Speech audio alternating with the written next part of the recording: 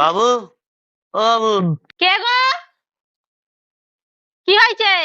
ও দিদি, দুটো ভিক্ষা দাও না। ও, ভিক্ষা। আসো আসো, ভেতরে আসো। এই বস্তাটা ধরো। থাক দিদি থাক, আমি একলা পারবো দিদি, আমি একলা পারবো।